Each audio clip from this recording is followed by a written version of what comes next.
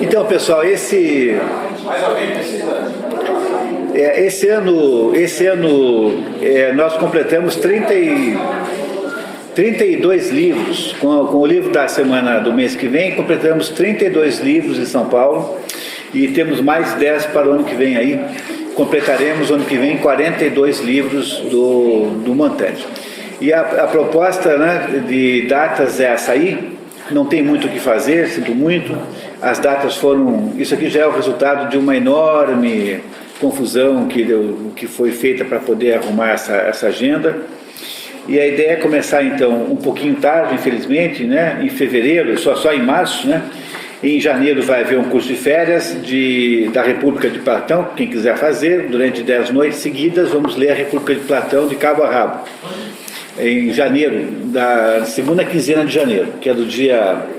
Depois a gente manda um e-mail para vocês, mas é do dia 14, 15, por aí, até o fim do mês.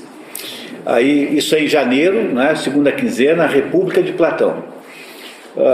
Quem que estiver interessado em fazer, a minha sugestão é que adiante-se e compre aí no comércio a versão portuguesa da Fundação Calouste Gulbenkian, que é uma tradução primorosa e muita qualidade, né? É o quê? O livro A República de Platão, editado pela Fundação Calouste Gulbenkian, que é esse aqui, ó. Uau, tá aqui, ó. Tem aqui, Edson? Tem aqui, ó. Esse livro aqui é o livro que será usado em janeiro no curso de férias. Então, como é um livro importado, eu fosse vocês, compraria isso rapidamente, quem for fazer. Se você não vai fazer o curso, compra o livro também, porque é a melhor edição que tem da República aí disponível. Não existe para comprar a do Carlos Alberto Nunes, editada pela Universidade Federal do Pará, infelizmente. Existe uma outra versão aí que é feita do francês, portanto não tem a mesma qualidade. Eu diria que essa aí é a edição melhor de todas. Essa aí, a República, a Fundação Calouste Gulbenkian. Bom, aí em fevereiro nós não vamos ter nenhuma atividade, e em março, então no dia 13 de março, começa o nosso ano aqui nas expedições. Começa com o Moby Dick, no dia 13 de março, sempre aos sábados, como agora, né? Depois nós vamos resolver o Prometeu Acorrentado, que já devia ter entrado no curso há um tempão, estamos atrasados com ele. Depois vamos para os anos de aprendizagem de Wilhelm Meister, que é o livro que faltou do Goethe. Nós vimos aqui Fausto I, Fausto II, agora vamos ver os anos de aprendizado. Né? Depois a gente vai para Ilusões Perdidas, o melhor livro do Balzac, de todos, disparadamente na frente. O Mercador de Veneza, que é um livro maravilhoso, magnífico, talvez um dos livros que permite a melhor interpretação metafísica de todos. Aí nós vamos fazer aqui esta experiência única, que é ler A Terra Desolada inteira. Vamos ler inteiro o poema, começo ao fim. O poema cabe numa tarde. Terra Desolada, cujo a tradução verdadeiramente deveria ter sido Terra Gasta, né? Wasteland, The Wasteland, de T.S. Eliot. Vamos para as Eumênides. Eumênides é a terceira parte da trilogia Orestia, de Ésquilo, não é? Chama-se Eumênides, a terceira parte. A primeira é Agamenon, a segunda é Coéforas e a terceira é Eumênides. Fazemos daí o Thomas Mann, que vocês não têm ainda. Não, vocês também não viram aqui o Dr. Fausto, né? Faltou o Dr. Fausto também. Então, o Thomas Mann, Morte em Veneza, Montanha Mágica só, né? Aí o Rinoceronte do Ionesco, e terminamos o ano com Tristão e Isolda, fazendo um trabalho como esse aqui, de fazer algumas inserções, né, da ópera wagneriana, da ópera de Wagner, ao longo do texto. Como aqui, apenas como apoio. Pois não, Joaquim? É um livro só, tem duas partes, mas é, de modo geral, editado num volume só. Faz parte. Na verdade, ele tem uma continuação natural, talvez seja essa a sua a origem da tua dúvida, chamada Esplendor e Decadência das Cortesãs, que é uma continuação natural do Ilusões Perdidas. Esplendor e Decadência das Cortesãs é a continuidade natural das Ilusões Perdidas. É a história de um sujeito chamado Ribampré, que é um sujeito interiorano que quer dar certo como jornalista em Paris. E é um livro maravilhoso, é um pouco amargo, né? Mas afinal, a literatura é assim, né? É maravilhoso. O melhor livro do Balzac de todos é Ilusões Perdidas. Eu não li todos, né? Mas li aí uma dúzia. De todos os que eu li, esse me parece o mais impressionante, esse Ilusões Perdidas. Não é? Que é a história do Ribampré, que é um jornalista do interior que vai tentar a vida em Paris, né? Isso para ver se consegue, e é engolido pelo mundo, pelo cinismo, né? Do mundo da cidade grande, assim.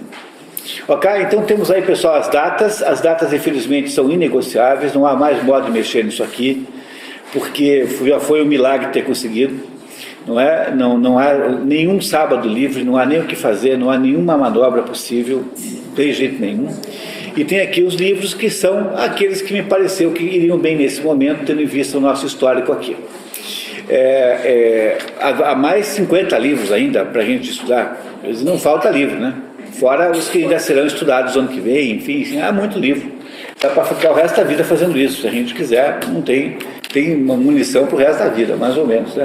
Mesmo para uma vida longa, espero, né? Não é isso? Muito bem. Continuamos então? Vocês estão gostando dessa história? Essa história é de Dom Juan Tenório, que é um sujeito que não é um exemplo muito grande de fidelidade conjugal, não parece assim um exemplo muito bom de fidelidade conjugal.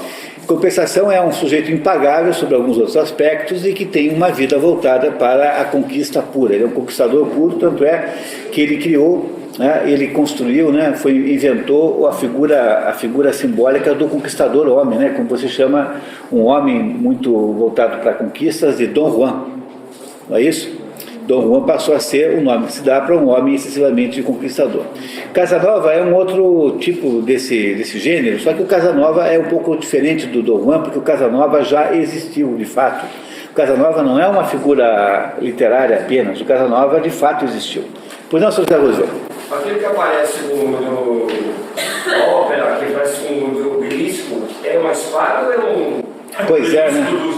Aí você tem que perguntar para o doutor Joaquim, porque aquilo tem uma cara de ato fálico, né? Aquilo lá deve ser alguma coisa simbolicamente fálica, né? Provavelmente, né? Não há modo daquilo escapar disso, né?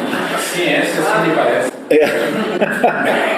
Embora Freud tenha dito que às vezes um charuto é só um charuto, né? Freud já disse isso com toda a ênfase, que às vezes um charuto é apenas um charuto. Não é? Mas é claro que há uma simbologia fálica que tem no automóvel esporte, por exemplo. Os automóveis esportes têm todo um perfil peniano, né? Separado, né? Não é isso? Não é? Muito bem. E aí então, pessoal, o que nós estamos vendo aqui então é o nosso herói aqui, que é o Dom Juan, tentando se safando de mais uma aventura. E agora a última que ele safou foi essa da tentativa de sedução da Zerlina ou da Carlota, tanto faz, é a mesma personagem, ou então a Minta, se você for pegar a história lá do padre lá no início, né? E agora o nosso herói aqui, pela primeira vez na história, encontra-se ameaçado de verdade, porque os parentes da Elvira, chateados com ele, resolveram vir ou obrigá-lo a casar ou matá-lo. Tinha só essa alternativa, ou você casa ou você vai ser morto. E agora começa Dom Juan a fugir, tanto é que ele pede para o seu criado, que é o Sganarelli, ou então que é o Leporello, tanto faz, não é? Ou Catalinon, que troque de roupa com ele, de modo que ele possa sofrer menos risco do que estava seguindo ali. E aí, então, começamos? Quem é que está na vez aqui da leitura? Por favor. Gerson, por favor.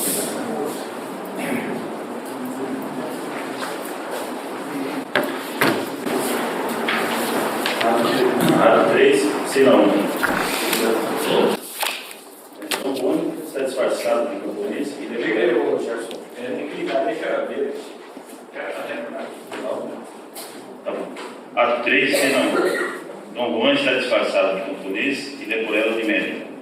Vagueia por uma floresta para se esconderem dos cavaleiros e seu encalço. O fidalgo comete os disfarces. Em matéria de ridículo, nunca vi nada tão magnífico. Leporello acha o seu convidado.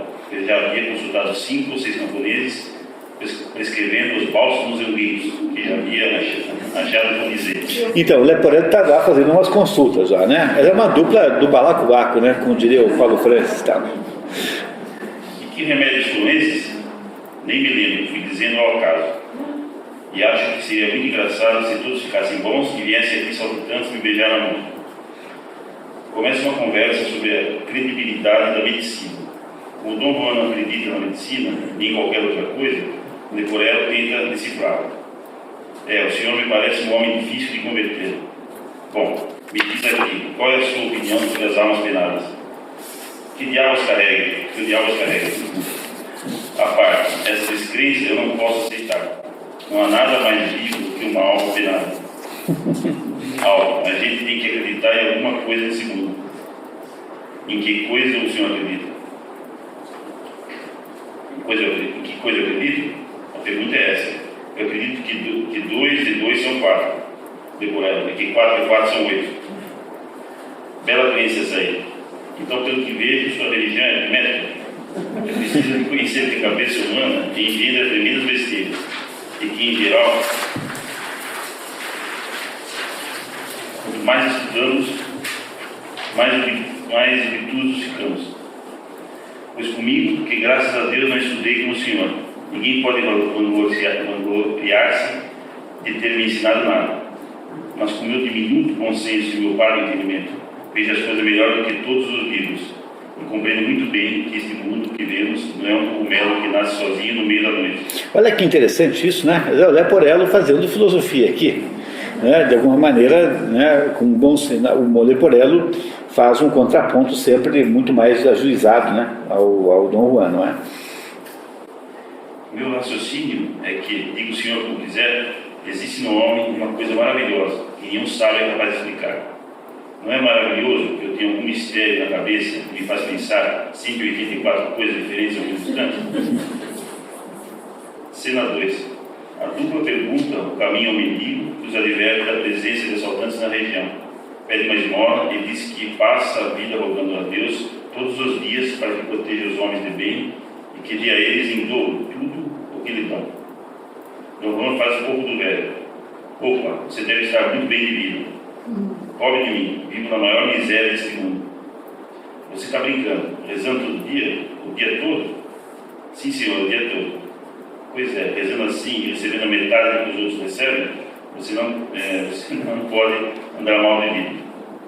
Eu lhe garanto, meu senhor, que a maior parte das vezes não tenho nenhum pedaço de pão para botar na boca. Você está cuidando muito mal dos seus negócios. Bom, mas toma aqui, vou te dar agora mesmo um Luís de ouro. O mendigo vai pegar e não entrega, desde que você diga uma blasfêmia. O pobre recusa a oferta, dizendo que preferir morrer de fome. A conversa é interrompida por uma cena em que um cavaleiro é atacado por 3 assaltantes. Dom Juan decide intervir. Quer dizer, o Dom Juan está chantageando lá o pobre, né? Dizendo, vou te dar um Luís de ouro, contanto que você diga uma blasfêmia. E ele não quer dizer. Aí essa cena é interrompida porque há lá uma cena de um assalto, até um cavaleiro lá é assaltado por 3 bandidos. E o Dom Juan vai lá intervir. Cena 3. Com a intervenção de Dom Juan, os 3 agressores fogem. Cena 4. O cavaleiro atacado, Dom Carlos, agradece generosamente a Dom Juan. O fidalgo que estaria por ali por uma questão de honra havia se perdido de sua comitiva e caído na mão de assaltantes. Explica que teria vindo com seu irmão, Alonso, e demais cavalheiros vingar a honra de uma irmã, seduzida e raptada de convênio. Quem será que é esta irmã? Quem que é a irmã? É a Elvira. O autor dessa infâmia é um certo Dom Juan Tenório, filho de Dom Luís Tenório. Nós o procuramos há alguns dias. Esta manhã seguimos indicações de um camponês que nos disse ter visto o cavalo dentro desse bosque, seguido de mais uns 4 ou 5. Viemos parar aqui. Mas todas as nossas batidas resultaram inúteis. Realmente não sabemos onde o demônio se escondeu. Dom Carlos confessa que nunca havia visto aquele tal Dom Juan Tenório.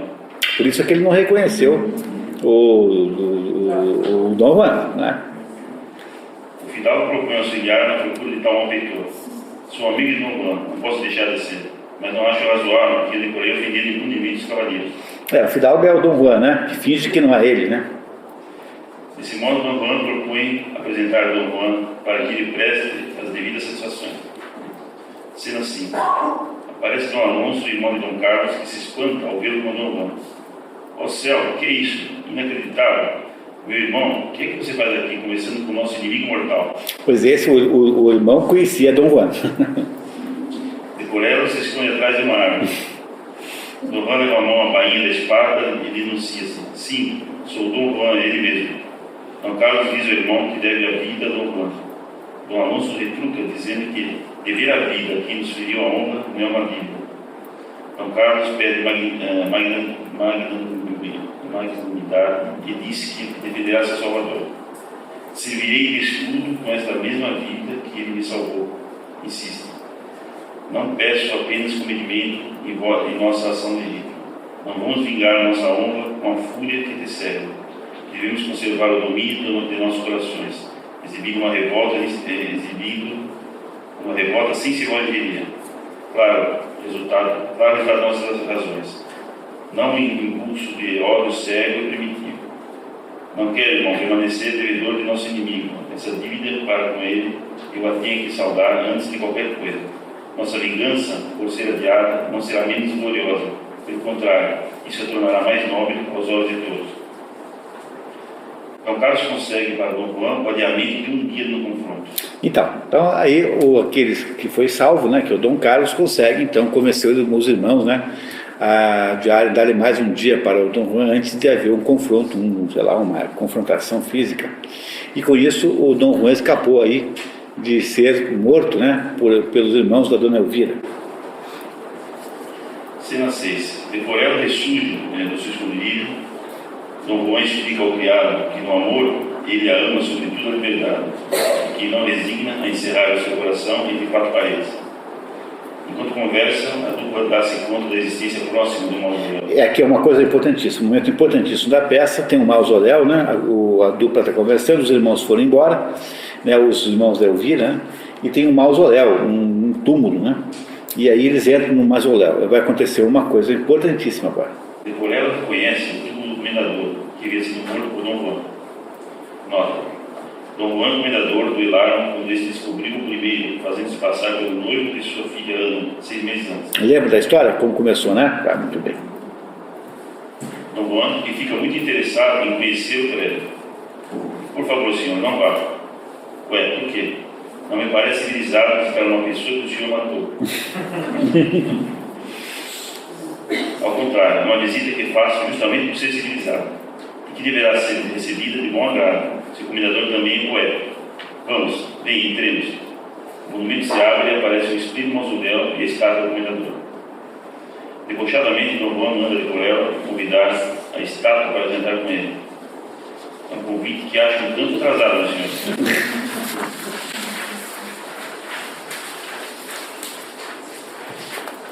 Convide, eu disse. O senhor está brincando? Quer me fazer bancar idiota falando com uma estátua? Faz o que manda. Mas que bizarria, seu comendador. A parte. Eu sei que estou sendo tão estúpido, mas obedeço ordens. Alto. Seu comendador, meu patrão, Dom Juan manda lhe perguntar, caso o senhor não tenha outro compromisso, se lhe dá honra de jantar com ele. A estátua abaixa a cabeça. A estátua abaixa a cabeça, concordando. A estátua faz assim, concordando. O que foi? O que é que você tem? Fala, perdeu a voz? Faz o mesmo sinal que a estátua lhe fez. A estátua? Muito bem, estou vendo. O que é que você quer dizer com isso? Eu lhe garanto que a estátua está bem, eu disse. O que mais? Fala, rapaz. O temor de bancada. A estátua me deu um sinal.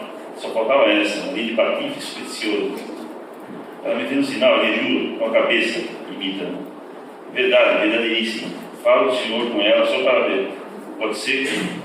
Pois vem comigo, quero ver de perto a sua poltronice. Olha só, se o comendador aceitaria vir jantar comigo, a estátua aqui na cabeça. Bom, vamos embora. Olha, só os espíritos fortes que não creem em nada. Faz menção de correr, vão agarrar. Calma, não tô depressa. Não tô depressa, que pareça covardia. Decorel quase para. Dom Juan briga a andar um pouco mais depressa. Nem tão devagar, nem que pareça provocação. Tem uma velocidade certa para escapar daquela situação. Veja que dupla, né? Não é isso? Né? Então aí, né? Veja, por isso que vocês entendem agora porque que o subtítulo da peça é O Convidado de Pedra. Não é? Então tem o Convidado de Pedra no título de Molina e tem Le Festin de Pierre, né? A Festa de Pedra no Molière. Não é? Em todos os casos, essa menção à pedra está agora explicada, né? Porque é a estátua do comendador que é convidada para jantar pelo Dom Juan, que o faz debochadamente, não é isso?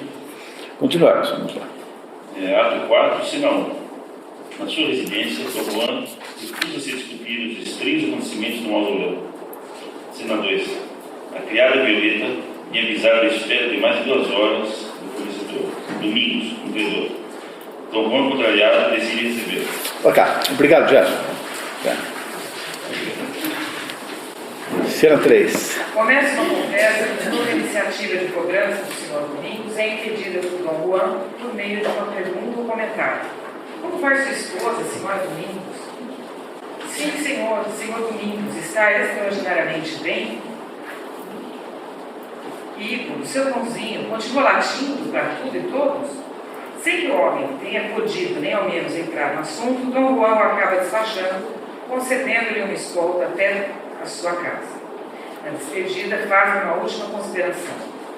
E me dê um abraço, pelo menos. Peço-lhe mais uma vez acreditar que estou inteiramente à sua disposição e que não há nada no mundo que não faça para lhe ser útil.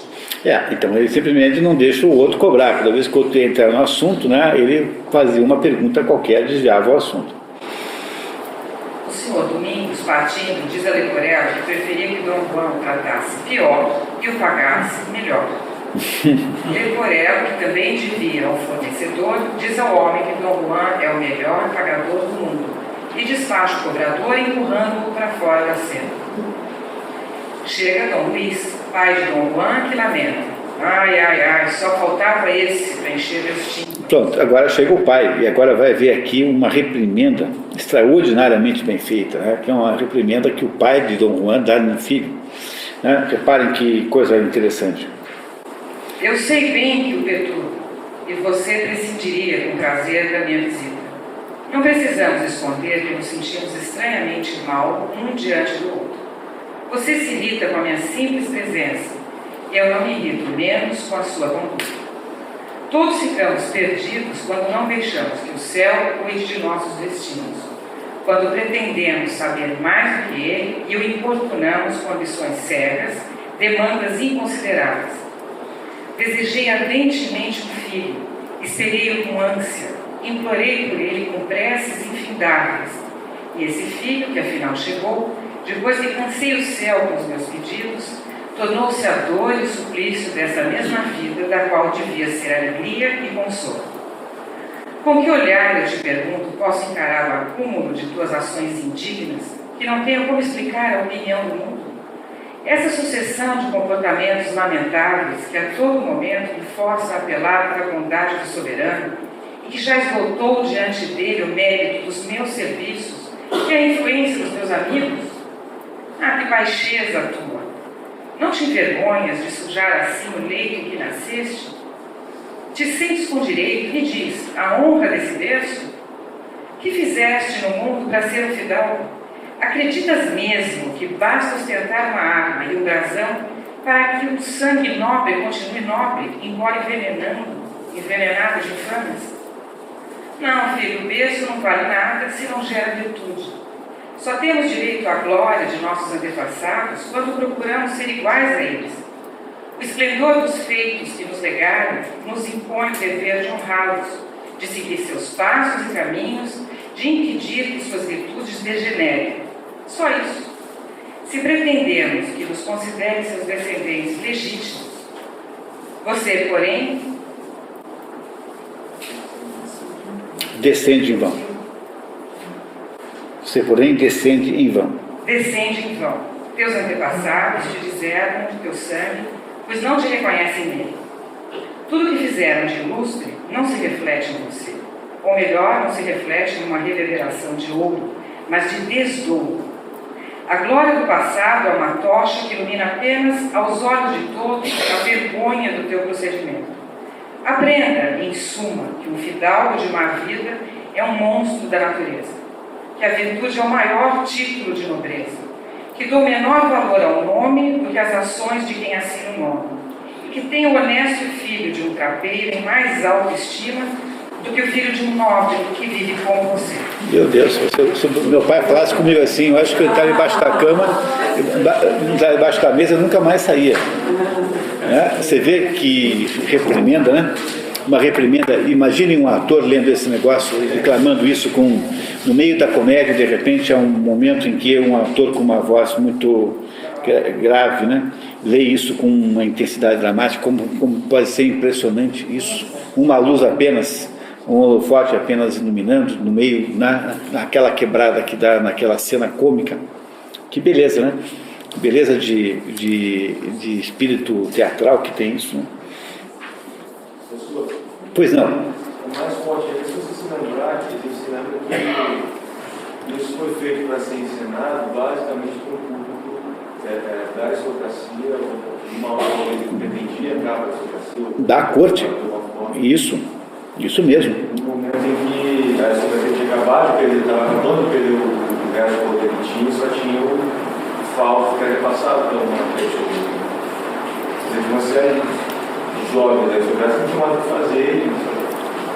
Devia estar cheio de tipos assim, né? De Dom Juanescos, né? Não é isso? Até mais fúteis do que isso, até, não é? E a função da colégia é justamente atender esse que quer fazer. Um desses que quer fazer, no meio disso, você tem razão. Isso aqui deve ter sido um impacto enorme na encenação. Deve ter sido uma bomba atômica no meio da corte. Não é? Continuamos. O velho indignado parte dizendo que a ternura paterna havia esgotado seus limites. Muito antes do que você imagina, saberei pôr um fim aos teus desregramentos, atraindo sobre ti a cólera do céu. Cena 7. Depois que o pai sai, Dom Juan invetiva. Para o pai, que já saiu. O senhor aí, antes de ir embora, me faz um favor? Cai morto. Morre o mais cedo que puder. Cada um deve ter sua vez. Detesto pais que insistem em viver tanto quanto os filhos. E joga-se numa poltrona. Veja que coisa, hein? Quer dizer, eu detesto pais que não morrem, né? Que desgraça, né? Leporello, com ironia, diz que Dom Juan agiu errado e deveria ter colocado o velho para fora a pontapés. Ironicamente, né? Ele não acha isso mesmo, ao contrário. Como admitir que coisas como essas sejam ditas a uma pessoa como o senhor, um homem que sabe como viver? Cena 8. Chega a Dona Elvira com a cabeça coberta por um véu. Lembra da Dona Elvira? Aquela do convento, né? Cena 9. Dona Elvira diz a Dom Juan que havia dominado o ódio que sentia por ele e que havia ficado no seu coração apenas uma chama depurada de todas as sensações da carne, uma santa ternura, um amor desprendido de tudo, que não quer nada para si próprio, quer tudo para o seu bem. É esse o amor profundo e puro que me impulsionou até aqui para ajudá-lo, para lhe transmitir um aviso do céu e tentar salvá-lo do abismo no qual se precipita. Sim, Dom Juan, hoje conheço todos os descomedimentos de sua vida, e esse mesmo céu que me tocou a alma e me tornou consciente de todos os meus desvios, me inspirou também a vir procurá-lo, para dizer-lhe que sua vida de deboche exauriu a capacidade de misericórdia divina. A assustadora cólera do céu vai cair sobre sua cabeça, e só pode evitá-la um arrependimento imediato, profundo e total. Tem apenas um dia para evitar a pior das desgraças. A Elvira reaparece e, em vez de fazer ameaças a ele, de vingança, diz a ele que ela traz uma mensagem do céu, que ele tem um dia para se arrepender. Dona Elvira suplica-lhe que se arrependa. Poupe-me a dor eterna de vê-lo condenado a atrozes suplícios. A mulher parte recusando o convite para pernoitar na casa do fidalgo. Ainda dá uma cantada na freira, tá? Não é isso? Tá, muito bem.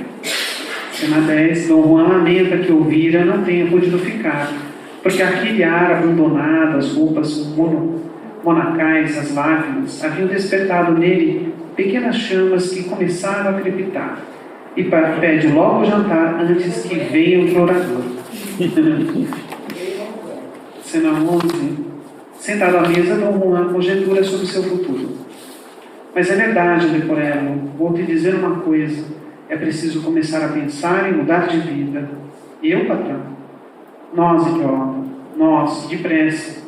Apenas mais 20 ou 30 anos dessa vida que você chama de dissipada e depois o arrependimento e a absolvição. Então, é o Santo Agostinho dizendo assim, Deus dá-me a castidade, mas não agora. Por favor. Assim, depois de todos esses pecados, o céu despreza pequenos pecadores. Só os grandes lhe dão ensejo a portentosas magnanimidades. Isso depois o Thomas Mann, no Dr. Fausto, irá botar na boca uma coisa parecidíssima com isso, do Adrien Lefebvre, que é a personagem central do Dr. Fausto, que é o músico, né? Que vem da alma do diabo. E aí o diabo pergunta assim, você não tem problema com isso? Não, eu tenho certeza que você é absolvido, porque Deus gosta de perdoar sujeitos como eu, que são sem vergonhas terríveis, grandes pecadores. Então eu estou imaginando, então, que pelo fato do meu pecado ser muito grande, Deus irá achar bom perdoá-lo como efeito de demonstração. Aí diz o diabo assim, o inferno está cheio de gente que pensa como você. O inferno está cheio de gente que pensa igualzinho a você. No fundo, foi daqui que o Thomas Mann tirou esse pedacinho. Certamente foi inspirado nesse pequeno trecho. Mas vocês não conhecem o Dr. Fausto, né? Não. É isso. Vai ficar para 2011. Hein? Tá? Continuamos. Vamos lá. Batidas na porta. Dom Juan quer saber que demônios são esses que vêm nos interromper do melhor da festa. Leporello vai atender e volta com o olhar apavorado. A estátua está aí. O fidalgo manda fazê-la entrar e Leporello diz que daria seu salário por um buraco onde se escondeu. Chegou, apareceu a estátua em pessoa. Cena 12. Dom Juan tenta parecer normal, mas Leporello não quer se aproximar da estátua, que convida Dom Juan a cear com ela no dia seguinte. Tem coragem de aceitar? Por que não? Irei, mas se permite, acompanhado desse meu servidor Leporello. Agradeço imensamente pela honra, patrão, mas amanhã é o meu dia sagrado de jejum. A estátua parte recusando a tocha oferecida, alegando que não precisa de luz que é iluminada pelo céu. Pronto, o comendador reapareceu e vai embora sem luz, porque diz que não precisa de luz nenhuma. A estátua vem confirmar o jantar e vai embora no dia em seguida sem precisar de luz para mostrar o caminho. Ato 5, cena 1. Nessa cena, Dom Juan confessa hipocritamente ao pai que havia se convertido. O velho, comovido, dá graças aos céus por ter sido atendido em suas preces. Dom Juan, hipócrita. Sim, aqui onde me vê, pai, vê um homem liberto de todos os seus erros. Não sou mais o mesmo de ontem à noite. De um golpe, o céu operou em mim uma mudança que surpreenderá aos íntimos e aos estranhos. Tocou minha alma, abriu meus olhos. Vejo com horror meu longo período de cegueira e o dessegramento criminoso da vida que vivi. Vocês acharam que ele está sendo sincero? Muito bem. O fidalgo pede ao pai que lhe indique uma pessoa que lhe sirva de guia, do lado da qual possa marchar seguro pela estrada em que escolheu caminhar. O pai, cada vez mais comovido, confessa: Juanito, né? Com que facilidade... Juanito, né? Com que facilidade renasce a ternura de um pai, e como a mais simples demonstração de arrependimento, desaparecem logo as mágoas provocadas pelas ofensas de um filho. Coitado do velhinho, né? Olha só. Não. Confesso, não caibo em mim de alegria. Não contenho minhas lágrimas. Todos os meus votos foram aceitos. Nada mais tenho que pedir ao céu. Abraça-me, meu filho, e persiste, imploro, em tua louvável intenção.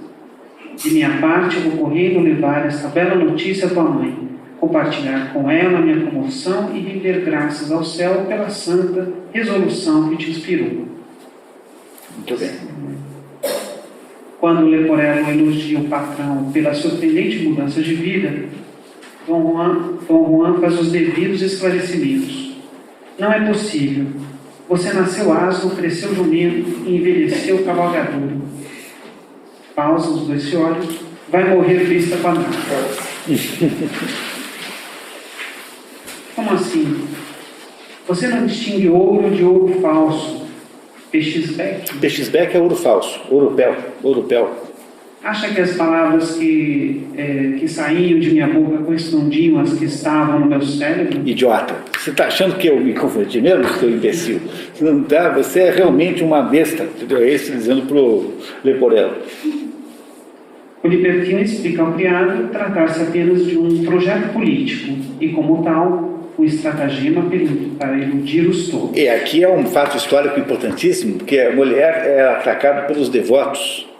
Devotos era um grupo de nobres metidos a carolas que se dedicavam a perseguir, a fazer censura nas coisas, né?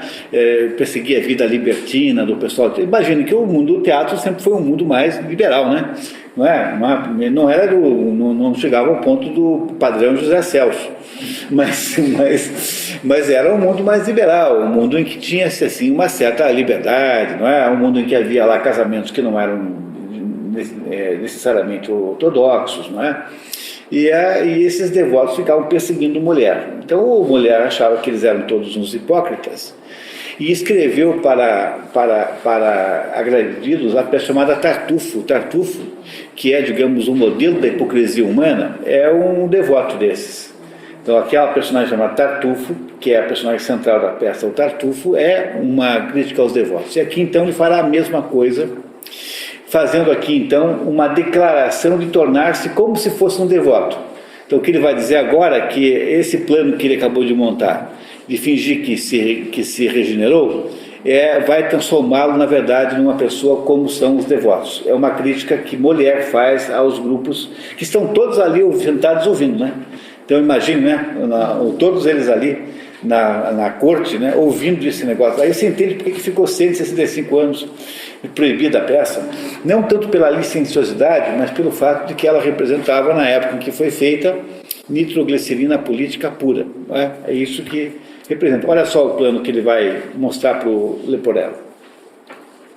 Criticado por Leporello por seu cinismo, o fidalgo diz que todos são assim, que ninguém se envergonha. A hipocrisia é um vício, mas está na moda. E todos os vícios na moda são virtudes. Está vendo? A hipocrisia é um vício, mas está na moda. Quem que está na moda? Os devotos. Não é? Então os devotos estão lá ouvindo isso e sabendo que está falando deles. Né? Você não sabe quantos hipócritas eu conheço que, com alguns poucos estratagemas, limparam as manchas e os crimes de sua juventude. Um olhando para o outro assim na plateia, né? Deve estar falando de você, deve estar falando de você. Então. E aí, usando o escudo e o manto da religião, se transformaram em cidadãos respeitáveis, isto é, os homens mais canalhas deste mundo. Por mais que se saiba de suas intrigas e futricas, que se conheça e divulgue aquilo que realmente são, nem por isso eles perdem o prestígio e a estima das pessoas. Basta que inclinem a cabeça um pouco, humildemente, que deem 1 ou 2 suspiros fundos e mortificados e rolem os olhos em direção ao céu para serem reabilitados de tudo ou de qualquer coisa. É nesse refúgio favorável que eu quero me abrigar e colocar em segurança meus interesses. Claro, não abandonarei nenhum dos meus saudáveis hábitos. Apenas, de hoje em diante, vou me ocultar um pouco, agir mais em surdina. Pronto, vai tornar-se um devoto. Quer dizer, um hipócrita mentiroso, né, que são os devotos, em que ele vai aderir a esse estilo. Ele está dizendo que o estilo de vida dele tem que ser disfarçado. Enfim, adotei a maneira de fazer impunemente tudo que me der na telha. Posso me erigir de agora em diante em censor dos atos alheios. Pronto, os devotos, censor dos atos alheios. Julgando duramente a todos, reservando meus elogios apenas ao comportamento de uma pessoa, a única que sempre achei acima de qualquer suspeita. Eu. Leporello lamenta-se do que é obrigado a ouvir por um salário. Adverte seu padrão de que tantas vezes vai o cântaro à fonte, que um dia quebra e filosofa. Como diz muito bem esse autor, que eu não sei qual é, o homem está no mundo como o pássaro no galho. O galho, como o Senhor não ignora, está preso à árvore, que se apoia na árvore segue... Quem se apoia na árvore segue os bons preceitos. Os bons preceitos valem mais do que as belas palavras.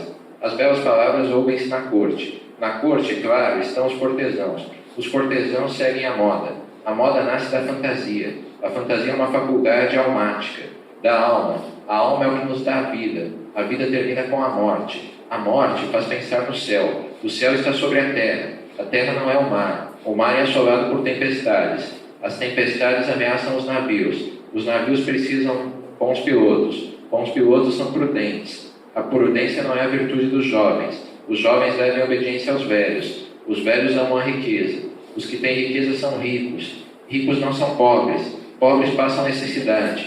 A necessidade não tem lei. Quem não tem lei é um animal selvagem. E sendo assim, o Senhor vai acabar no inferno.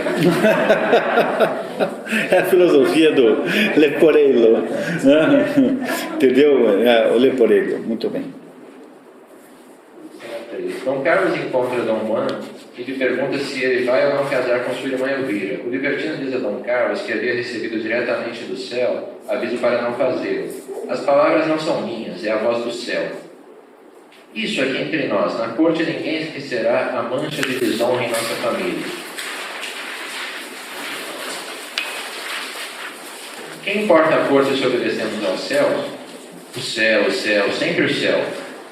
Por que, Dom Carlos, o senhor duvida dos desígnios do céu? O céu nos pune, nos perdoa e nos recompensa. Hipócrita, né? Aqui já é um devoto perfeito. Que ele já é o devoto perfeito. Leporello, que ouviu a conversa, diz ao patrão que este novo estilo é bem pior do que todos os outros. Aparece um espectro sob a forma de uma mulher velada e avisa Dom Juan que aquele é o último instante para aproveitar a misericórdia divina. Dom Juan quer saber quem está ali sob as vestes, e quando se aproxima, o espectro transforma-se no tempo com a foice na mão. Dom Juan puxa a espada e atravessa o espectro, que desaparece imediatamente. Leporello insiste em que ele se arrependa, mas o libertino está irredutível. Não, aconteça o que aconteça, ninguém poderá dizer que o meu orgulho cedeu ao meu arrependimento. Vamos, siga. Pare, Dom Juan. Ontem o senhor se comprometeu a vir jantar comigo. Como não? Sim, senhor. Aonde vamos? Dê-me a sua mão. Aqui. Dom Juan, o pecador empedernido, atrai morte brutal, e o desprezo pelas misericórdias do céu faz explodir a sua fúria. Ó Deus, que é isso que sinto? O que está acontecendo? Um fogo invisível me consome, me queima, me sufoca. Todo o meu corpo é um braseiro. Cai um raio terrível, estrondo, e relâmpagos explodem sobre Dom Juan. A terra se abre, traga-o para o abismo. Enormes labaredas se levantam do lugar em que ele desapareceu. Vamos ver isso na ópera? Tá? A morte de Dom Juan. Número 18, por favor. Vamos lá.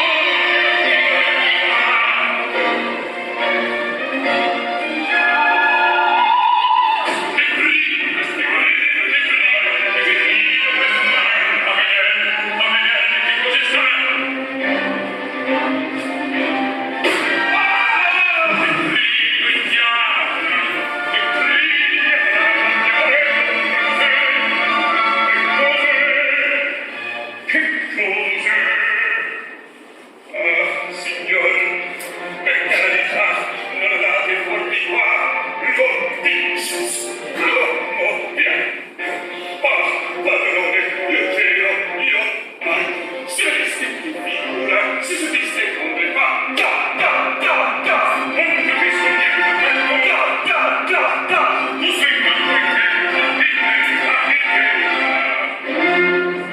sta sentire, batti, mio freno, dico,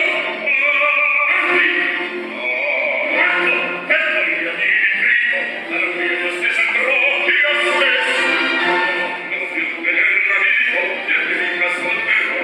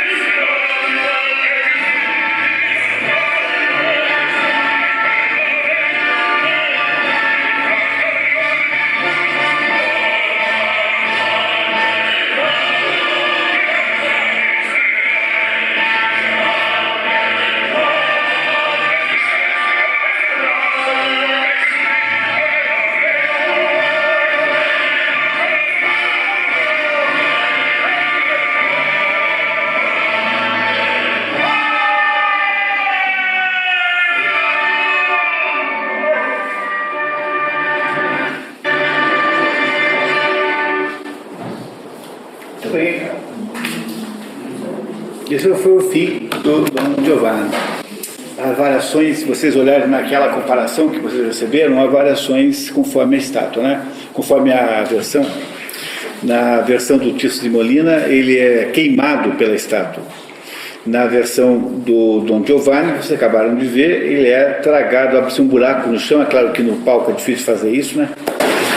E há um buraco no chão, ele é tragado pela estátua, e no do Dom Juan de Molière também é tragado pela estátua. Quando ele segura a mão da estátua, a estátua não larga mais, e ele então é tragado junto e desaparece. Todas as três histórias agora têm um final um pouco moralista, que é para dizer, não vamos nem perder tempo muito com isso, que é para fazer uma espécie de assim, de proselitismo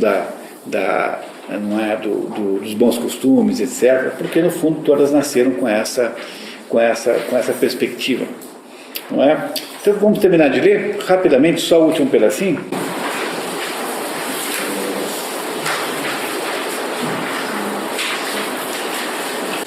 Cena 7. Eis com sua morte todos aliviados, o céu ofendido, as vezes violadas, donzelas seduzidas, famílias desonradas, pais ultrajados, esposas conspurcadas, maridos humilhados, todos satisfeitos. Quanto a mim, que só tenho a mim mesmo, pergunto modestamente: a quem me ouve? E o meu salário? E o meu salário? E o meu salário? Eu leio por ele. Gostaram da história? Vocês sinceramente ficaram com raiva de Dom Juan? Não. Não é uma coisa interessante que a gente não fica com raiva dele? Ele não foi uma pessoa que fez coisas muito boas, né? Qual é o único ato bom que ele faz durante toda a história? Um único ato só. Salvar a vida do Dom Carlos, né? Aquele que estava sendo ameaçado de morte, né? Então vocês veem aí, né, que quando a gente mistura as duas histórias, porque isso não tem jeito, nós vimos aqui um conjunto de duas histórias, né? Vimos o Dom Giovanni e o Dom Juan de Molière. Você vê que, seja como for, mesmo que a gente pegasse só uma delas, essa história começa com uma morte, que é a morte do comendador, e acaba com uma morte, que é a morte de Dom Juan. Repararam? Né? Começa com uma morte, acaba com uma morte. Vocês conseguiriam fazer uma análise para mim do que aconteceu no meio? Quer dizer, vamos lá, né? Primeiro, o que Dom Juan faz? Ele vai lá e seduz, conversando, né, tentando recuperar todos os pedaços. Lá ele seduz a Dona Ana. E com isso, o que é que ele está fazendo na prática? Quer dizer, o que é na prática a sedução da Dona Ana? Retirar ela do convento? Não, a Dona Ana não é essa. A Dona Ana é aquela a noiva, né?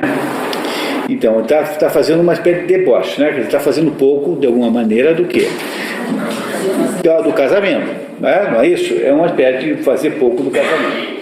Aí, qual é a segunda, assim, em seguida, qual é a segunda façanha que ele faz? Ele faz a sedução da Elvira, não é? A Elvira estava no convento, tendo lá prometido a sua virgindade a Deus, né? E a Jesus, enfim. Ele é seduz. Ele está fazendo um pouco do quê? Da religião, da virgindade, da pureza, enfim, não é isso que ele faz?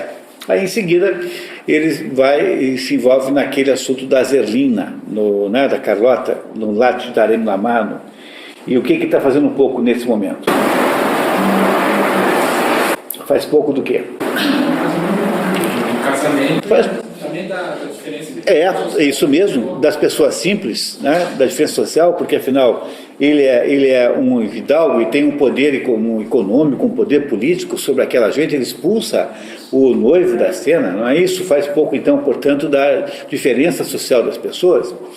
Aí não dá certo aquilo, ele sabe que está sendo perseguido e tem aquele episódio do mendigo, em que ele diz para o mendigo que dará a ele aquele Luiz de ouro caso ele passe uma blasfêmia. Está fazendo um pouco do quê?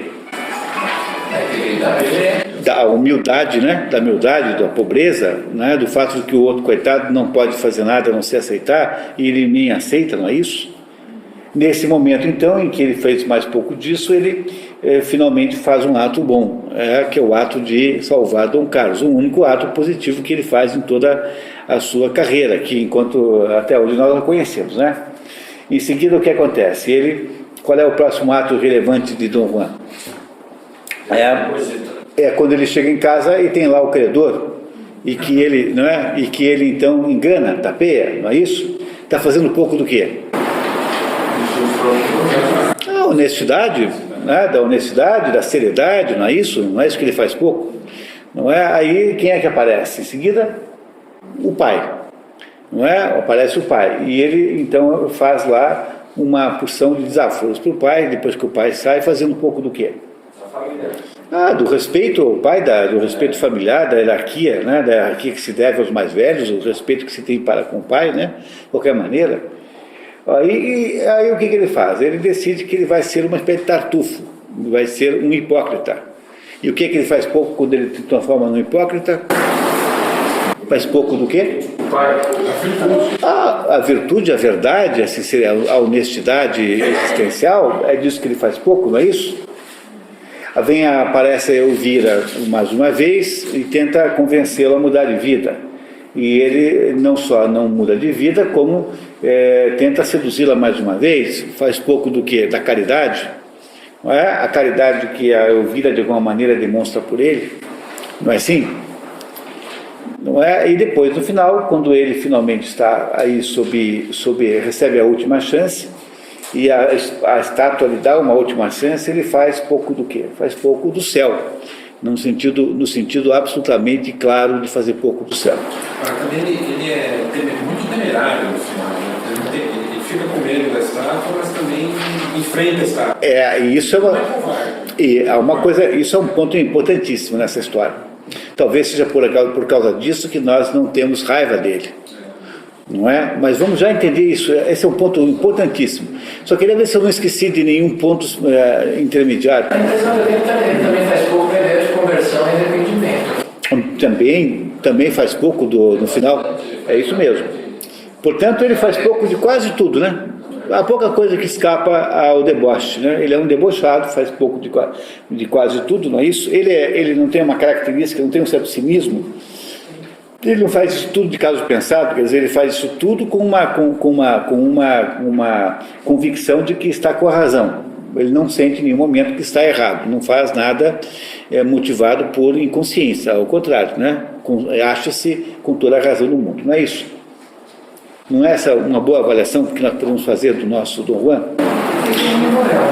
É o quê? Ele é um imoral, ele é imoral, mas é um imoral consciente, né? Ele acha, não é isso que é um imoral consciente?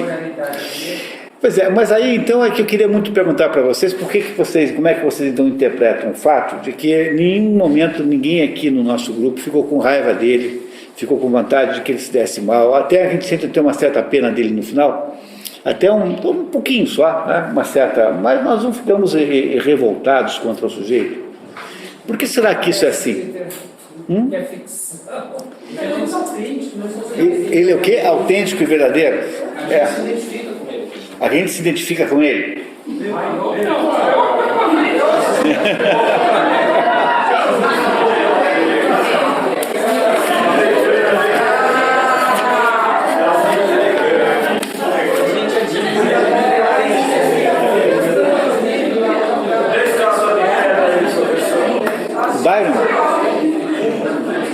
O Lord Byron, quando escolheu o Dom Juan como modelo de herói literário, disse assim, eu preciso de um herói, eu preciso de um herói. Vocês compreendem que, sob um ponto de vista, esse Dom Juan representa uma forma heróica dentro de uma perspectiva...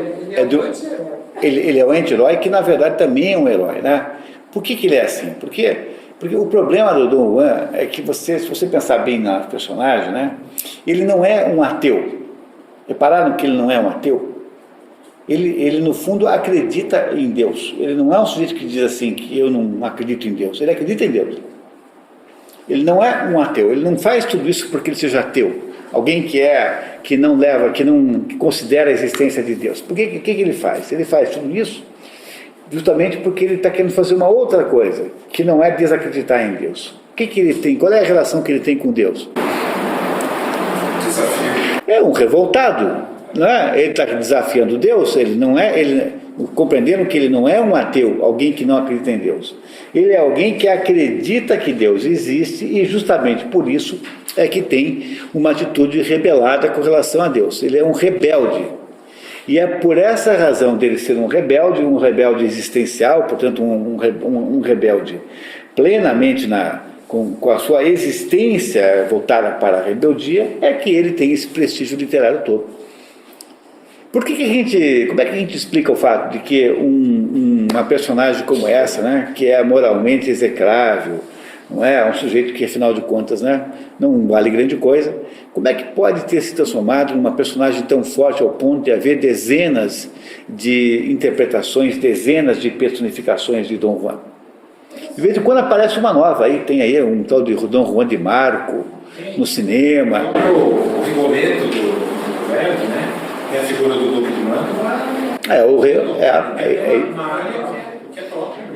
Entenderam? Como é que se explica o fato de que tantas pessoas, tantos artistas incorporaram, transformaram essa figura do Dom Juan numa figura literária, se a personagem em si em si própria é uma personagem despicenda, né? Porque só não é que se percebe que tem uma rebeldia com Deus. Quando ele fala assim, olha, esse assunto meu e Deus, com Deus, não é? O tempo todo ele lida cinicamente com todos esses valores. No fundo, quando eu digo para vocês que ele está fazendo um pouco de todas essas coisas que nós citamos, que nós elencamos aqui, está fazendo um pouco do quê? Está fazendo um pouco do espírito, está fazendo um pouco dos valores que são todos espirituais. Tanto é, se vocês repararem bem, aquela dona Elvira, que no começo da história quer matá-lo, né, quando é aquele primeiro encontro, não é? Em que ela tem um punhal, né? E ela tenta matá-lo até, porque ela está querendo uma vingança carnal do desaforo que o Dom Juan lhe fez, que é de tirá-la do convento, né? De desonrá-la publicamente, não é? Ficou desonrada publicamente. Ela tenta matá-lo, mas se você reparar depois, ela na segunda aparição ela aparece com uma atitude perfeitamente de tolerância e sem ressentimento, não tem mais.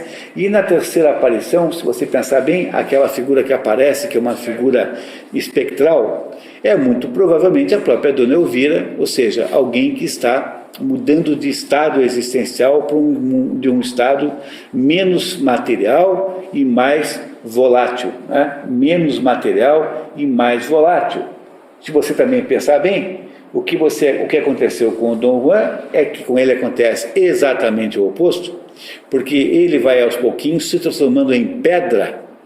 Não é esse o significado simbólico dele grudar na pedra e ir para as profundezas da terra no final? Ou seja, o que aconteceu com o Dom Juan? Ele ficou cada vez mais corpóreo, material e empedernido, no sentido técnico da palavra, né? E a Dona Elvira, que afinal de contas é mais ou menos onde começa a história, não esquecer que na versão do Molière começa com a Dona Elvira e não com a Dona Ana, né? Começa com aquela conversa entre o Leporello e o Guzmán, que é os dois criados, né, respectivamente de Dom Juan e de Dona Elvira. Se ali naquele momento havia uma conjunção carnal, né, que estabelece, digamos, o momento zero da história, dali para frente você tem duas trajetórias completamente opostas. Enquanto a Elvira transforma-se num ser espiritualizado, portanto um ser volátil, um ser sem corpo, um ser cada vez menos corpóreo, portanto mais próximo do céu, Dom Juan transforma-se no contrário, num ser cada vez mais corpóreo, cada vez mais sólido. E o final dessas duas perspectivas digamos assim, simbolicamente, a subida da Elvira para o céu, né, pela perda do corpo, pela volatilização da parte material humana e pela decadência abissal que Dom Juan sofre, caindo, grudando-se à pedra, que é digamos, a modalidade corpórea mais dura, mais material, mais forte, mais estável, mais arraigada, e transformando-se mais ou menos em matéria. Não é isso que acontece? Não parece a vocês que isso é exatamente o que aconteceu?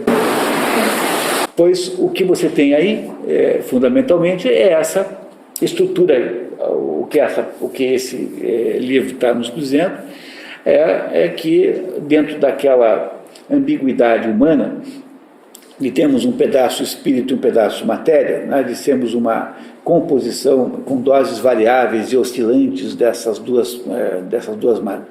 dois conteúdos, digamos, né, desses dois aspectos, o material e o espiritual, o que Dom Juan é apenas um negador sistemático do espírito.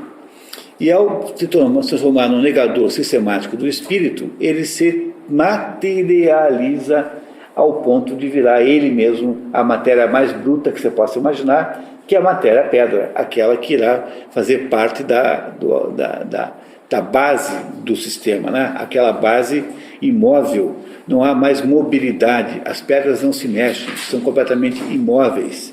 Por contraste, a Dona Elvira, que de alguma maneira volatilizou-se, transformou-se, saiu do estado material e foi para o estado espiritual. Mas a pergunta, embora até que não seja difícil vocês concordarem comigo, né? A pergunta é importante perguntar, afinal de contas, o que é que isso quer dizer? Porque no fundo, há uma coisa muito estranha aí, que uma personagem tal tem se transformado uma atração literária como é o Dom Juan. Veja, não só... Mas será que as pessoas gostam dele porque ele é um modelo do mal? Da sedução também. A sedução faz parte disso. Veja, ele ama aquelas mulheres todas. Ama, em bom momento ele ama. Não, naqueles 5, 15 minutos, né? Tá, muito bem, mas é um amor motivado por um desejo carnal que se esgota com com a posse, né? A posse sexual destrói aquele amor, portanto ele não tem um amor verdadeiro, não é? Ele tem, portanto, uma espécie de adesão ao prazer sensual. Ele não é um sensualista, é um sensualista. A cena que antecede a sua morte, eu até peguei um pouquinho antes na ópera para ficar bem claro isso, é a cena daquele banquete e daquela música. Então ele está comendo, ouvindo música, quando aparece lá Elvira para cobrar dele novamente um arrependimento que ele não é capaz de ceder, porque ele já está completamente sensualizado. Ele perdeu completamente qualquer medida de espírito. Ele não é mais capaz de sair fora daquela, digamos, prisão que a sua sensualidade produziu nele. Curioso também aquela obra, eu nunca havia reparado, mas o Mozart cita ele mesmo, né? Porque aquelas músicas são da Bodas de Fígaro, né? Isso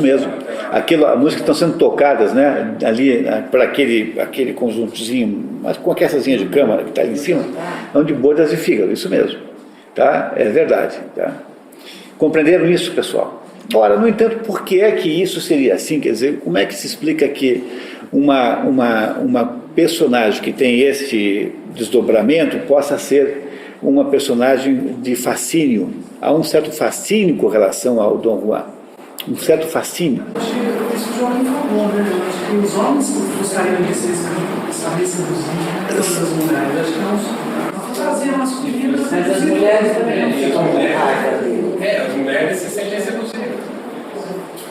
Mas será que é só isso? Você se sentiria aproveitada, não sei. Eu acho que é uma sedução que no final. Mas em dois tempos, né? Primeiro seduz,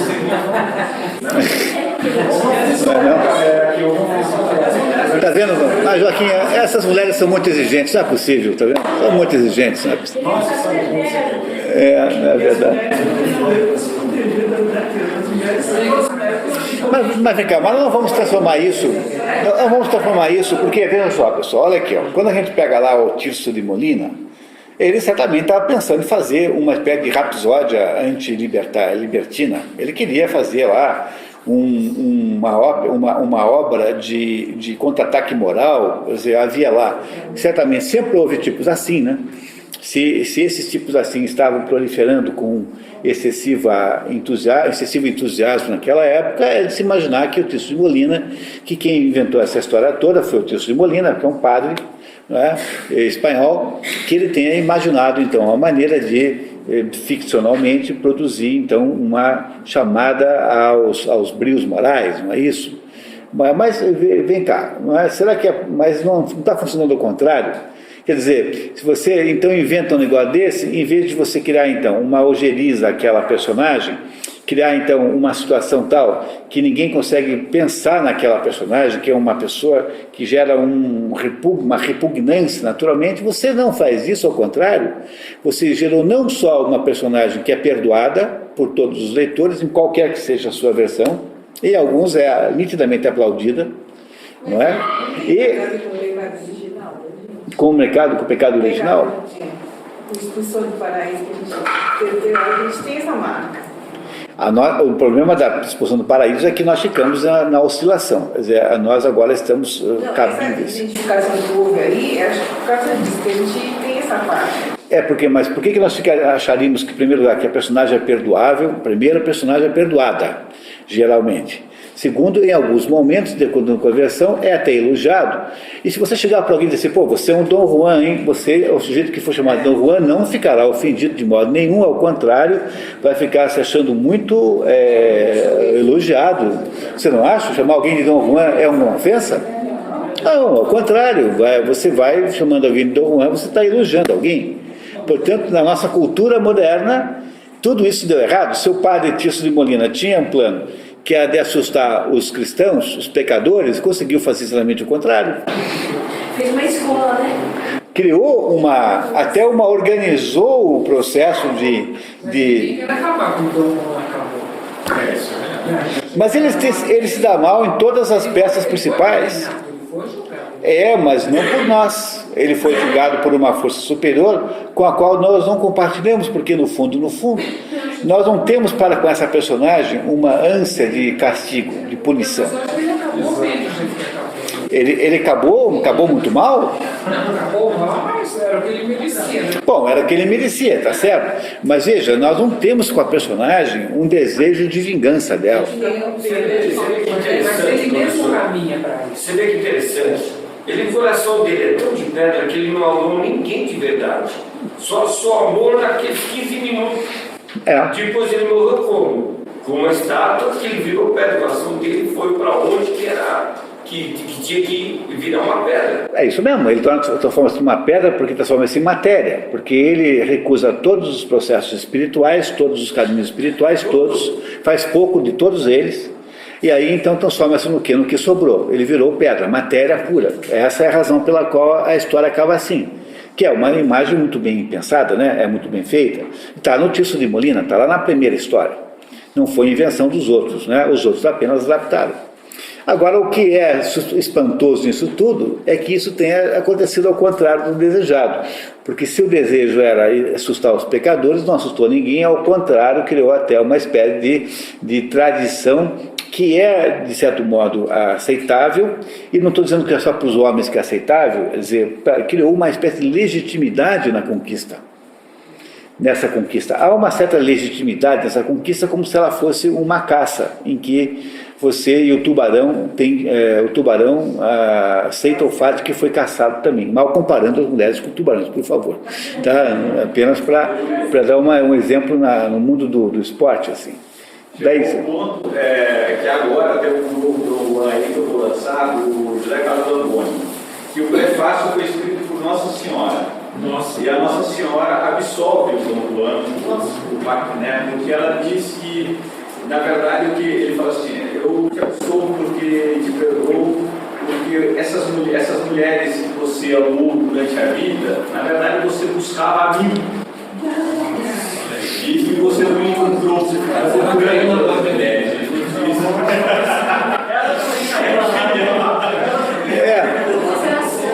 Tá vendo? Que beleza, né? Muito bem, muito interessante. Agora veja só, nós estamos esquecendo de pensar um pouquinho no Leporello, né? No Leporello, que é o Sganarelli, né? Que é a mesma coisa, né? Que é essa personagem, que é uma personagem muito engraçada, o ator aqui está muito bem escolhido também. O que o Leporello significa nessa história? Qual é o papel que ele faz? É a consciência do outro. Ele é uma espécie de duplo, né? O Leporello é um duplo do Dom Juan, que é onde tem a consciência moral, né? Mas se vocês pensarem bem também, no final da história, a consciência moral está escondida debaixo da mesa, quer dizer, já está completamente derrotado. Ele às vezes enfrenta, mas ele vai perdendo a força ao longo da história. Portanto, não é por falta, nós achamos, no fundo, não só nós perdoamos a personagem como de alguma maneira a justificamos, apesar da perda da consciência moral. E isso não parece ser... Será que ele não era homossexual? Ah, mas essa é uma tese que se... que ele teve lá para proteger o que estava sendo assaltado, o Carlos ficou atrás da árvore. Pois é, tá vendo? Eu não sei de fato, né? Mas essa é uma tese dessas teses aí, sexotrópicas, né? Que tentam explicar as coisas todas do ponto de vista da sexualidade das personagens. O problema dessa tese é o seguinte, é que toda personagem literária, qualquer que seja ela, qualquer uma, tem um sexo qualquer. Ou, basicamente é homem ou mulher. Não tem mulher nenhuma, professor. Coitado dele, pois é. O patrão dele está com todos, ele naturalmente vai ser contra um. Não, é difícil da gente ir por esse caminho, né? Porque aí a gente faz uma suposição apenas de que o que ele faz, na verdade, é uma compensação de uma tendência homossexual, né? Não é isso? Mas isso é uma especulação completamente distante do que nós estamos pensando aqui. Eu sei lá, na verdade pode ser que até seja, não tenho uma ideia disso. O fato é que, sendo ou não sendo assim, não há nenhuma modificação do que nós vamos ter que concluir aqui a respeito disso. Porque o que parece que se vocês compreenderam essa dinâmica, não é? A dinâmica em que há uma separação crescente do espírito da matéria, e essa separação é na direção do espírito da Elvira, que não é uma personagem central, mas ela é apenas um contraponto, e na separação na direção da materialidade absoluta, né, no empedramento da personagem chamada Dom Juan, coisa que o transforma em matéria no final. Quer dizer, o que é você ser preso da matéria, não conseguir soltar a mão e mergulhar no abismo no chão? Você virou matéria, você virou província mineral. Você vai ser minerado agora pelo DNPM, vai dar um alvará de lavra para a sua existência. Você virou matéria pura e concreta. Foi o que aconteceu com o Dom Juan. O senhor vê que coisa, é tão bem escrito que a gente viaja no tempo. Nessa história? Nessa história, só pode ter todo, você vai para tudo quanto é lado, se o senhor quiser, só vai nessa história. É uma história muito bem feita, né? É verdade. Agora, concluir isso que nós acabamos de concluir não é um problema grande, né? Eu acho que vocês todos concordam que não há outro modo de interpretar isso. Agora, a questão é saber o seguinte: por que é que uma personagem assim transformou-se numa personagem com esse grau de importância social, importância literária que tem? Porque Byron, por exemplo, acha que essa é a personagem mais importante da história. O Albert Camus, quando escreve o livro sobre o Sísifo, né, não é? Que é a explicação que ele dá para o mundo moderno, ele diz assim: olha, o mundo é absurdo, a vida é absurda, completamente absurda, não tem nenhum, né, o mito de Sísifo chama-se o livro, né, a vida é completamente absurda. Para você poder sair dessa absurdidade, tem só 3 ou 4 caminhos. O primeiro é você se suicidar. Esse caminho transforma o suicídio no maior problema filosófico, diz ele, Albert Camus, no início do mito de Sísifo. O segundo meio é você ficar tão absurdo quanto o mundo. E ele dá, então, como exemplo de absurdidade total no mundo, o comportamento do Dom Juan. Para Albert Camus, o comportamento juanesco, Dom Juanesco, é o comportamento de absurdidade total e completa e absoluta. Não é? Portanto, como é possível que uma personagem dessa tenha adquirido esta enorme dimensão, essa dimensão muito maior do que o seu autor, o seu inventor tinha imaginado, que era apenas dar um sustozinho nos libertinos, era fazer uma espécie de aquilo que, como é que chamava isso antigamente? Que era um tipo de teatro de natureza moral. Um alto, né? Mas tem um outro nome ainda, que se chama, já vou lembrar o nome específico da peça de teatro, que é uma encenação de uma passagem bíblica, apenas para objetivo moral, apenas para isso, já vou lembrar o nome. Pois como é possível que tenha feito isso? O assombroso nessa história toda é porque é que o Dom Juan adquiriu essa dimensão e esse tamanho que aparenta aí dentro desse contexto. Pois a gente só vai... Fala de algo muito básico também, que é o amor, o amor sensual. Que é o desejo sexual. Mas é um mundo moderno. Obsessivo pelo amor sexual. Né? Bom, é que isso talvez fosse assim Eu acho que pode ter também um conteúdo disso, não me parece fora de propósito, mas há alguma coisa mais óbvia aí, mais óbvia nessa história. Machismo. Não é machismo, não. Não é não. Não tem nada a ver com machismo. Na nossa alma não habita o Dom Juan. Quem? Nossa alma. Nossa alma.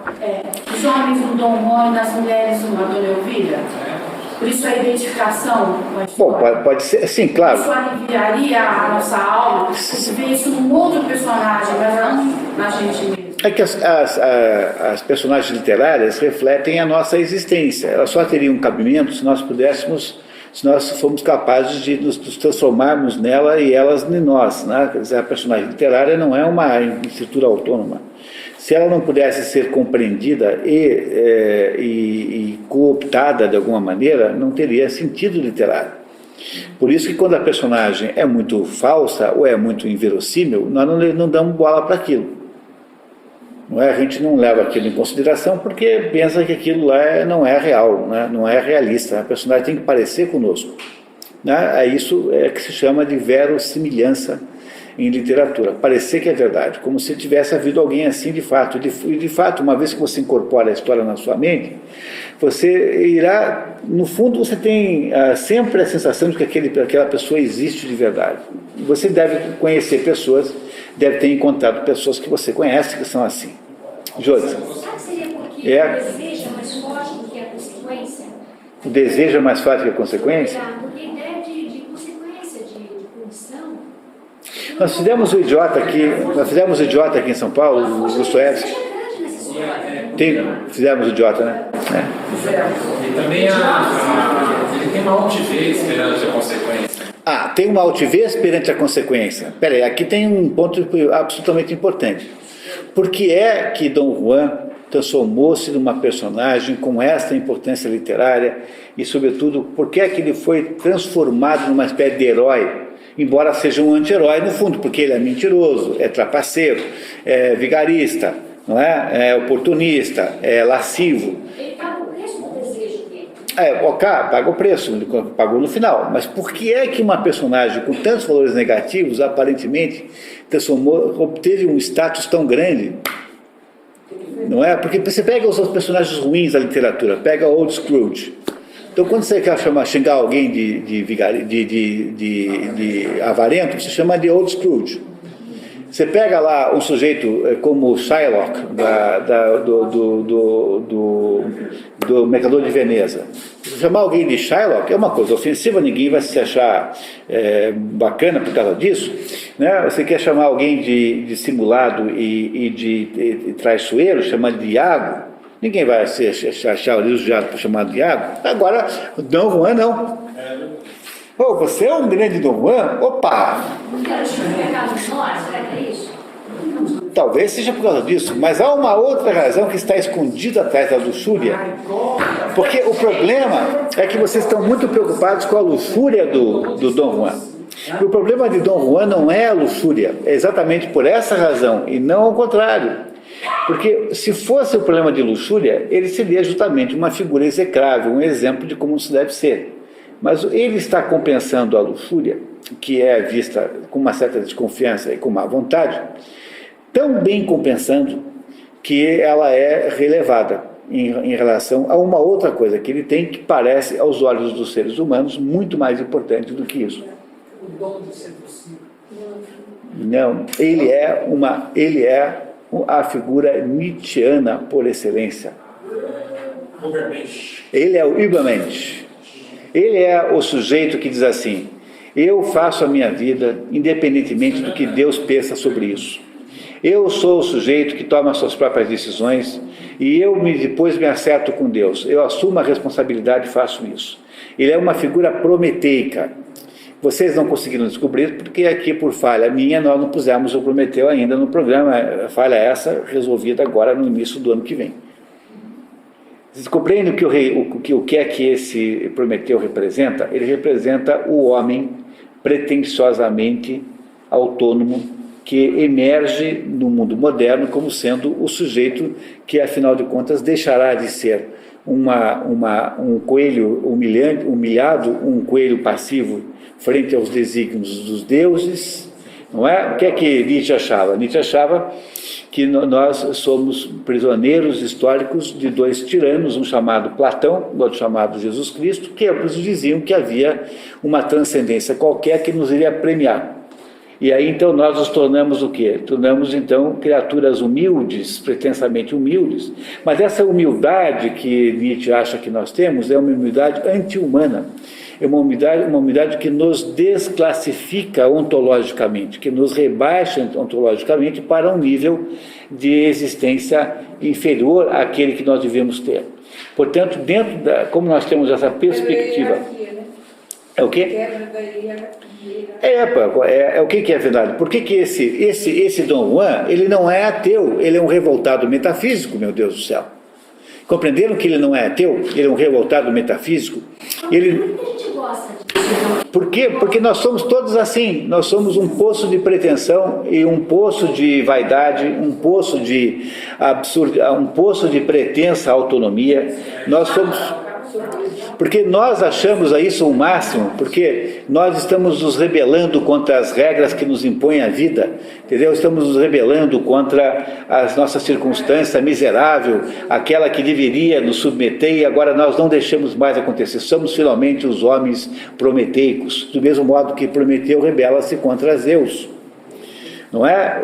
A nossa mentalidade moderna, que é uma mentalidade nietzschiana, a nossa característica mental que é nietzschiana, não consegue enxergar nenhum herói maior do que esse.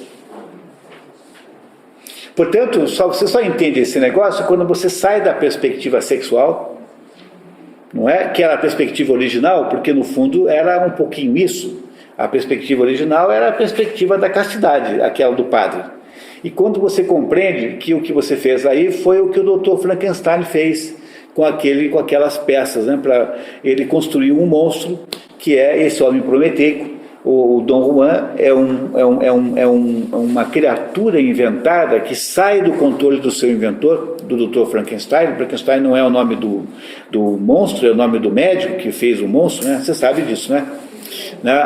Aquela figura monstruosa, ela não chama Frankenstein, no máximo Frankenstein Júnior.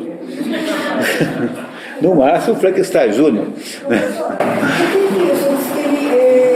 era um advogado metafísico, né? Mas não me parece que tivesse motivo para isso, porque ele era um fidalgo, nunca fez absolutamente nada para conseguir os bens materiais que a vida lhe deu.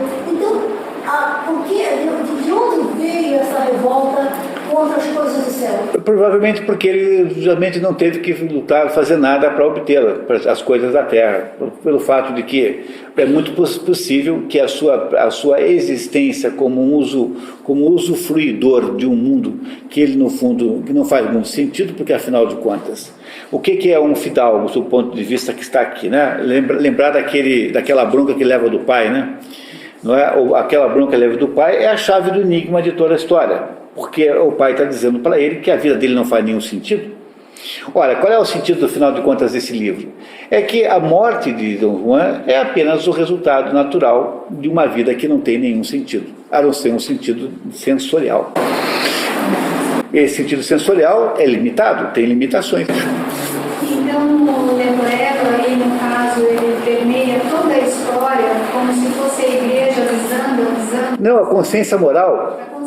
Porque o Leporello, na primeira história, no Tirso de Molina, o Leporello, na primeira história, é muito diluído, está muito diluído.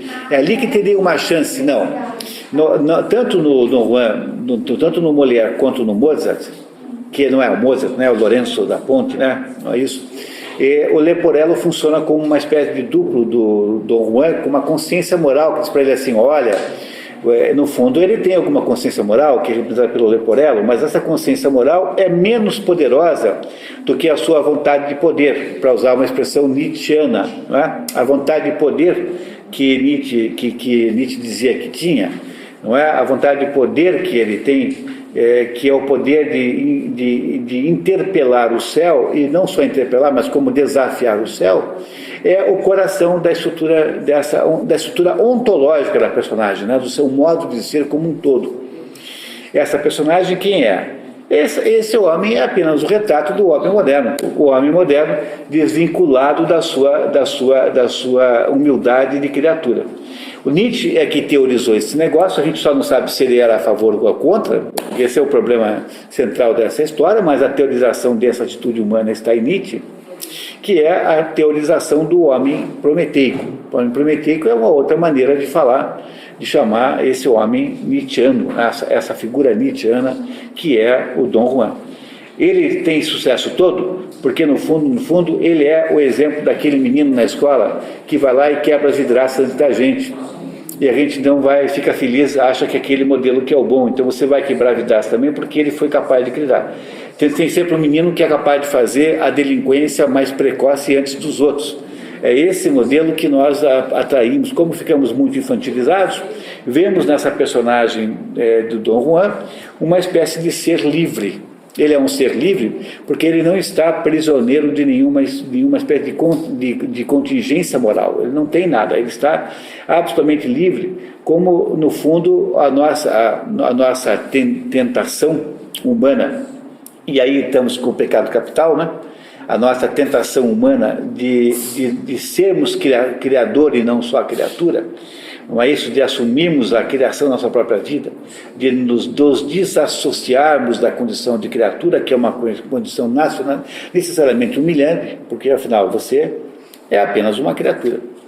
O homem moderno, que é assim, acha, portanto, que qualquer crime que ele possa cometer, qualquer maldade que ele possa fazer, é inferior ao que ele representa como modelo existencial humano não submisso, ou seja, modelo existencial prometeico. E essa é a razão pela qual ele transformou-se nisso tudo, apesar de ser um pilantra. As mulheres são as primeiras que o inocentam.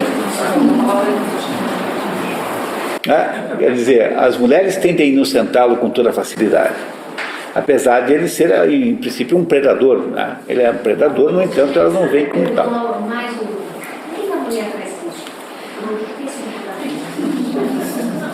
Porque as mulheres têm esse comportamento porque elas são mulheres.